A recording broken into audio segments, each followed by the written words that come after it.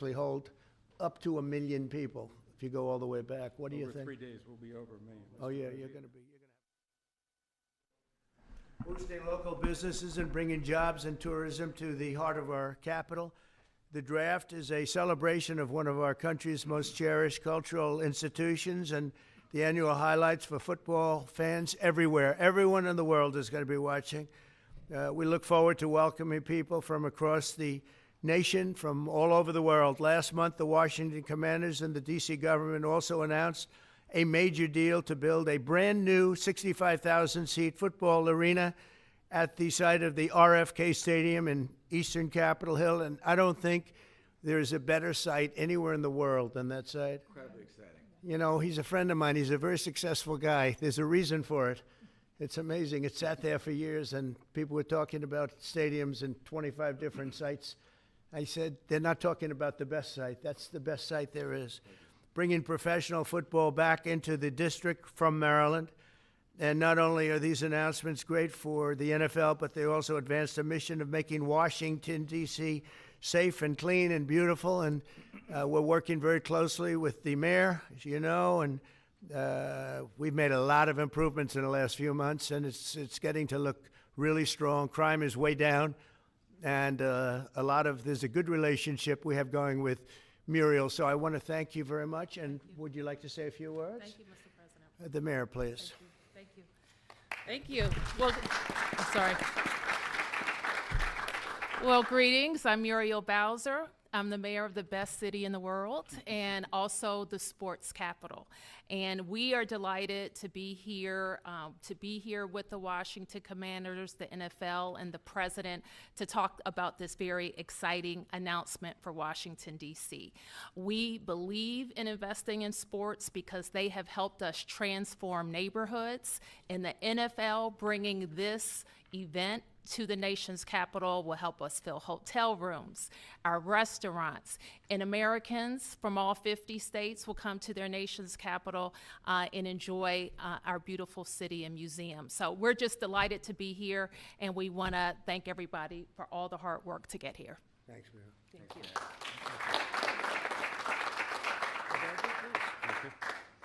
Well, Mr. President, thank you. We're honored to be here in the Oval Office, and to have you announce the 2027 NFL Draft is a special treat. So thank you for your support. Also, thank you for your support in the Commanders' new stadium. We agree it's going to be a great site. We think it's going to be great for our fans here, and it's great to come back home. And so we're very excited about that.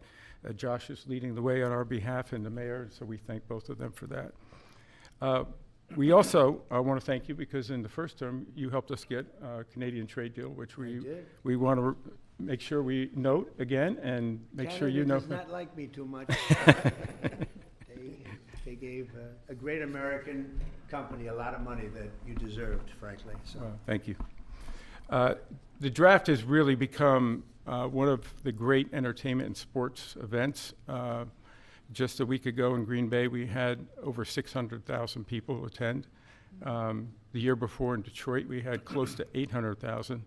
As the president remarked, we believe we'll be well over 1 million when we come here to DC in 2027. So we not only believe it's a great site, we believe it's consistent with what the president said, which is investing in our communities, investing specifically here in the nation's capital, one that I grew up here in Washington, D.C., and is particularly important. We think we can have a tremendous impact on this community, and it will not just be an event, it will be something that will show the world how far the nation's capital has come and where it's going. So we're very excited about that. And we thank everybody here. We thank you for your support. We know it's going to be a great event. Mr. President, we thank you again. Thank you very much. You're welcome. Good luck with it. Yes, thank you. Thank you. Mr. President, thank you very much. We wouldn't be here without you. Thank you for your leadership in terms of the stadium, and now, what a great day for Washington. I mean, to host the NFL Draft in 2027 on the Mall. I believe we'll get over 1 million people, and it's going to be an amazing day, and it'll showcase what Washington's all about, but it'll also showcase what our country's all about. Washington is the gateway city to our country, and you know, it'll be an amazing day, and we can't wait to get started. And I couldn't have done it without my partners, Roger Goodell, thank you, and Mayor Muriel Bowser. And we're ready to get to work, and I can't imagine RFK coming back. I grew up here. DC used to stop and on Sundays, and everyone would be inside watching football, or everyone would be glued at the stadium. And so we want to bring that back. And football really is as essential to the culture of America. We all love it, we all watch it, and it brings people together. And so what a great way to celebrate the United States of America, the NFL, and the Washington Commanders. And President Trump, we leave on your desk a Trump jersey. You are the ultimate commander, so it is a Commander's jersey.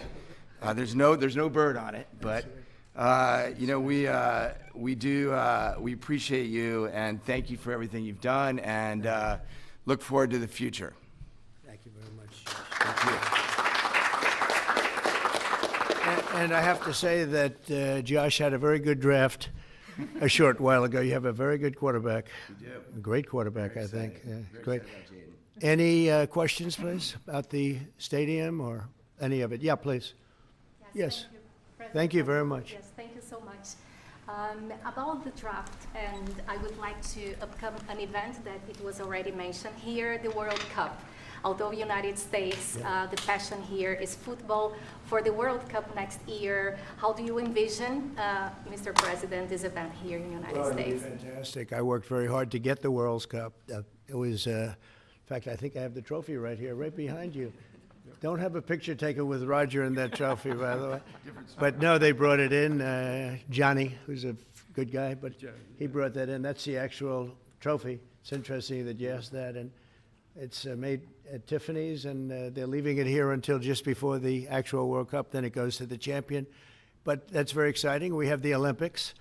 So we have both of them. I worked very hard in getting both, and I said, you know, I'm not going to be able to be there as president. And then a strange thing happened, and it turned out I became president not for the term that I was supposed to be. I became president while we have the Olympics and the World Cup, and we have something that maybe surpasses everything, the 250th anniversary of our country. So that's going to be great. That's going to be a very big event, a year-long event. So thank you for the question. Very nice question. Yeah, please. Yes, so you've often said you want US to be bigger, better, and stronger. Currently, Russia is the biggest country in the world by landmass, followed by Canada and then China. So when you say that you want to annex Canada, is it so that it would be the biggest country in the world? No, I never even thought of it that way, although I am a real estate developer at heart. I've never heard that question. Yeah, please, go ahead. Mr. President, will you have to hire more security and police in order to accommodate the 1 million people coming in for the NFL draft? I think that there'll be something, and I know Roger will work it out, and Josh and all of us will work it out. It's such an honor to have that. I think it'll be great for everybody, great for our country. It'll be something very special. There's no scene like it. There's no site like it. My whole life was based on sites, locations, and as soon as I looked at that rendering, it's going to be beautiful. It's going to really be beautiful. You know, interestingly, I didn't know exactly where it's sat relative to the Capitol, but the stadium, if you go back, is right behind the Capitol, miles behind, but nevertheless visually right behind it. So it's going to be an architect's dream, whoever the architect is chosen, and the owner. It's going to be something special. I think it's going to be great for the area. Going to be, it will be top of the line. I know these people very well, and they only know about top of the line. And I would say that more will be put into the stadium than would be put into a identical stadium of a similar size. I think they're going to do a special, because of the importance of the location. I have no doubt they'll do a special job. Yeah, please. Can you explain a little bit about how you would implement tariffs on the film industry, kind of how that would work? Well, that's a different story, but our film industry has been decimated by other countries taking them out, and also by incompetence, like in Los Angeles. The governor is a grossly incompetent man. He's just allowed it to be taken away from, you know, Hollywood. Hollywood doesn't do very much of that business. They have the nice sign and everything's good, but they don't do very much. A lot of it's been taken to other countries, and a big proportion. And I'm actually going to meet with some because, there's some advantages, I guess, and I'm not looking to hurt the industry. I want to help the industry. But they're given financing by other countries. They're given a lot of things, and the industry was decimated. If you look at how little is done in this country now, you think we were the ones. We used to do 100, not long ago, 100%. Now we do almost like very little. It's shocking. Are you in that business too? Because he's in so many businesses. You could explain it, but it's not a good situation. So we're going to meet with the industry. I want to make sure they're happy with it because we're all about jobs. That's all what it's very important. It's a big industry, but it's an industry now that's it's really left. It's abandoned the USA where it started, and we'll get it back. Yeah, please. Thanks, Mr. President.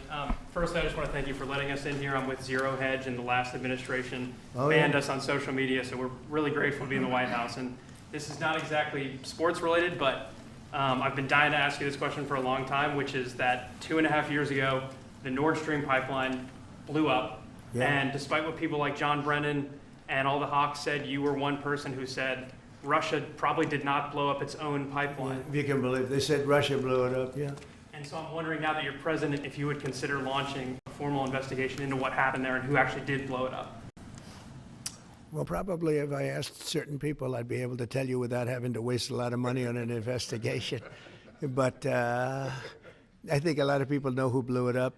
But I was the one that blew it up originally because I wouldn't let it be built. And then when Biden got in, he allowed it to be built. And it's very interesting. But I think Russia, with the price of oil right now, oil's gone down. I think we're in a good position to settle. They want to settle. Ukraine wants to settle. If I weren't president, nobody would be settling. They're losing 5,000 people a day. Think of it. Here we talk about football. They're losing 5,000 people on average a week, mostly Russian soldiers and Ukrainian soldiers, 5,000 a week, not including people that are, killed as missiles go into areas that they shouldn't be. It's a very terrible thing, and I think we've come a long way, and it could be something will happen, but hopefully it will. As you know, President Putin just announced a 3-day ceasefire, which doesn't sound like much, but it's a lot if you knew where we started from, because they were not. We had a president that for 3 years didn't speak to Putin, and it all shouldn't have happened. This is a war that should have never happened. And you're going to be very disappointed when you find out the real number of people that were killed. It's far greater, many times greater, I believe, but far greater than the numbers that you're putting out. It's a very, very deadly, horrible war. Okay? Yes, ma'am. Thank you, Mr. President. Some Catholics were not so happy about the image of you looking like the Pope. Oh, I see. You mean they can't take a joke? You don't mean the Catholics. You mean the fake news media. Not the Catholics loved it. I had nothing to do with it. Somebody made up a picture of me dressed like the Pope, and they put it out on the internet. That's not me that did it. I have no idea where it came from. Maybe it was AI, but I know nothing about it. I just saw it last evening. Actually, my wife thought it was cute. She said, "Isn't that nice?" My question about Actually, I would not be able to be married, though. That would be a lot. I'd have to the best of my knowledge, popes aren't big on getting married, are they? Not that we know of. No. I think it's the fake news media that, they're fakers. My question, though, sir, was about the fact that it was put out on the White House account, even though it was AI generated, it was a joke, it was a meme. Does it at all diminish the substance of the official White House account to have it go out on that particular channel? Give me a break. It was just somebody did it in fun. It's fine. Have to have a little fun, don't you? Yeah, please, go ahead. Tell me about the program that's just been introduced to give undocumented immigrants living in the United States About me? $1,000 to self-deport. Can you just tell us a little bit? Oh, the new program, yeah. We have millions of people that have come into this country illegally through an administration that didn't know what they were doing. They didn't have a clue. And now we find out officially they didn't because the president was incompetent, but I could have told you that before. And they've allowed millions and millions of people to pour in. Murderers, drug dealers, the biggest drug dealers in the world, actually, terrorists come in, emptied prisons from many countries, not just South America, all over the world. They emptied their prisons into our beautiful USA. And to get that many people out, 21 million people we think the real number is, but let's say 3 million of them are serious criminals. 11,888 murderers, many of whom murdered more than one person. It's hard to believe we have to even talk about this when we're talking about something so beautiful, but it's something we have to talk about having to do with the country because it's very important. So they came in by the millions illegally into our country. They just flowed in through an open border policy that was insane. And what we've done is we've offered, you know the numbers, but because we're taking them out by the thousands, we're being obstructed. It's very unfair what's happening because the court system it's very unfair. We have to get them out fast. These are bad people. These are people that are killing, and they've already killed many people in this country. Illegal immigrants that came in illegally through an open border policy, which is insane. We talk about common sense. That's not common sense. And they came in from the Congo, all over Africa, all over Asia, all over South America, parts of Europe. They flowed in and just walked right into our country. We had no idea who they were. 21 million at least. That's probably a low number. You know, you hear lower numbers than that. It's not. That's a low number. But many are really serious criminals and terrorists and people from jails. They emptied out jails. You know, Venezuela, their crime is down 72% because they took all the criminals off the streets and the gangs and they dumped them into our country.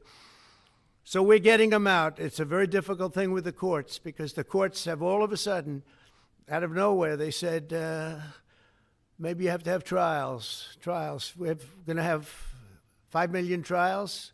Doesn't work. You wouldn't have a country left. But hopefully the Supreme Court will save it.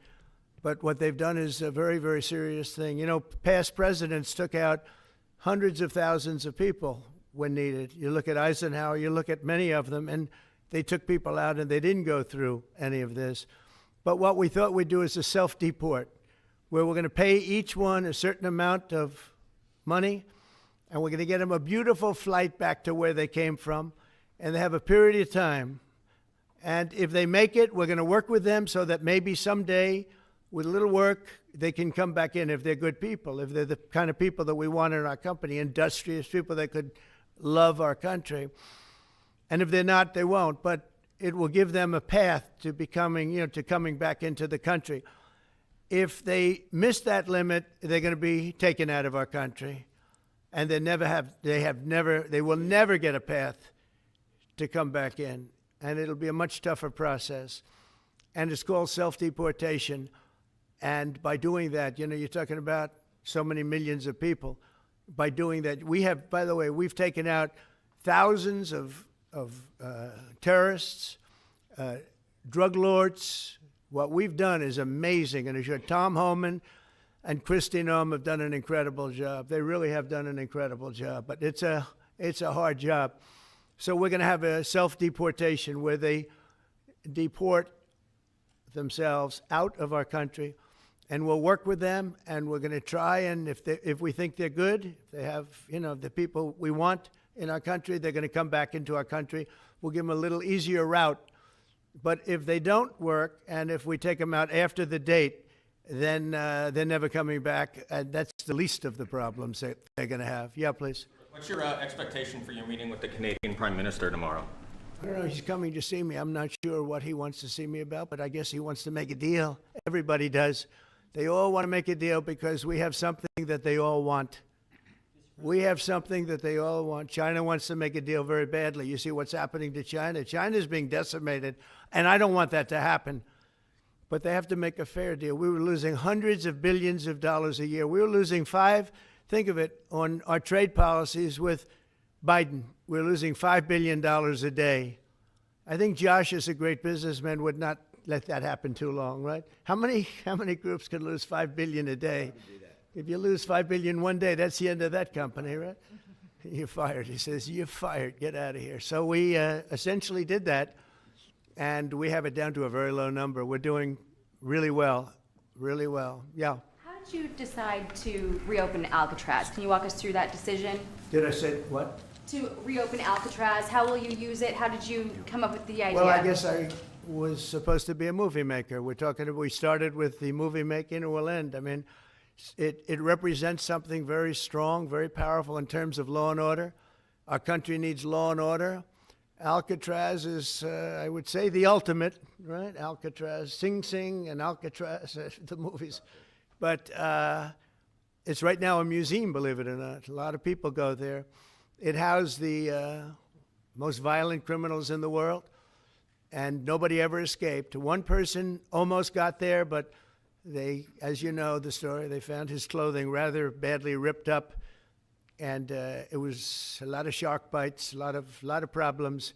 Nobody's ever escaped from Alcatraz, and just represented something strong having to do with law and order. We need law and order in this country, and so we're going to look at it. Some of the people up here are going to be working very hard on that, and we had a little conversation. I think it's going to be very interesting. We'll see if we can bring it back in large form, add a lot. But I think it represents something. Right now it's a big hulk that's sitting there rusting and rotting. You look at it, it's sort of, you saw that picture that was put out, it's sort of amazing. But it sort of represents something that's both horrible and beautiful and strong and miserable, weak. It's got a lot of qualities that are interesting, and I think they make a point. Okay, are you guys okay? I want to just say that it's such an honor to be up here with my friends, because this is a group of people that have done an amazing job, and all we can do, Muriel and I, is give them the greatest site there is, I think, that I've ever seen for something like this. And I did very well in the real estate business. I think this is the greatest site there is anywhere in the world for exactly what you guys are doing. And we'll work with you. We've got a lot of work to do to get it going, but we'll work with you and we'll try and make the dream come true. And I want to thank you all very much for being here. Thank you. Thank you very much.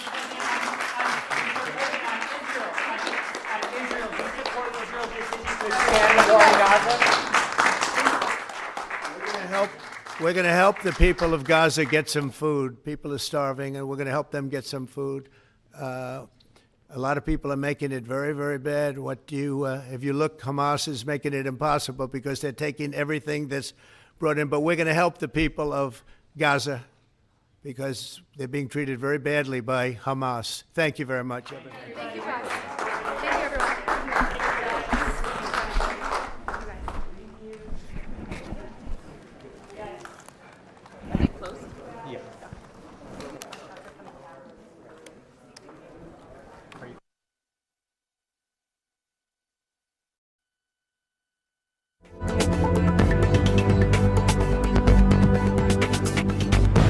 More than 100,000 people, I think. What is the capacity would you think it can hold? Because the mall can actually hold up to 1 million people if you go all the way back. What do you think? Over 3 days, we'll be over 1 million. Oh, yeah, you're going to be. Boosting local businesses and bringing jobs and tourism to the heart of our capital. The draft is a celebration of one of our country's most cherished cultural institutions and the annual highlights for football fans everywhere. Everyone in the world is going to be watching. We look forward to welcoming people from across the nation, from all over the world. Last month, the Washington Commanders and the D.C. government also announced a major deal to build a brand new 65,000-seat football arena at the site of the RFK Stadium in eastern Capitol Hill. And I don't think there's a better site anywhere in the world than that site. Incredibly exciting. You know, he's a friend of mine. He's a very successful guy. There's a reason for it. It's amazing. It sat there for years, and people were talking about stadiums in 25 different sites. I said, they're not talking about the best site. That's the best site there is. Bringing professional football back into the district from Maryland. And not only are these announcements great for the NFL, but they also advance the mission of making Washington, D.C. safe and clean and beautiful. And we're working very closely with the mayor, as you know, and